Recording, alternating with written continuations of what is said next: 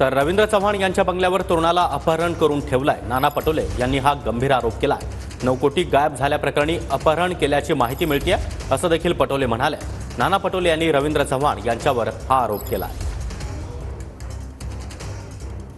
रवींद्र चव्हाण नावाचे त्यांचे माजी मंत्री आणि आता आमदार त्यांच्या बंगल्यावर वैभव नावाचा एका पोराला किडनॅप करून ठेवलेला आहे। 9 कोटी रुपये गायब झालेत।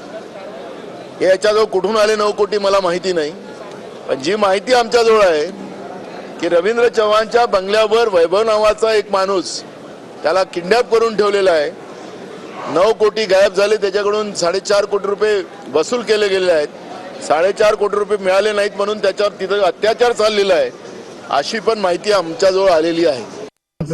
तुम्हाला सर्वांना माहित आहे की नाना पटोले हे नेहमीच असं टीआरपी साठी स्टेटमेंट करत असतात आणि मला असं वाटतं की त्यांनी हे केलेलं टीआरपी साठी स्टेटमेंट आहे।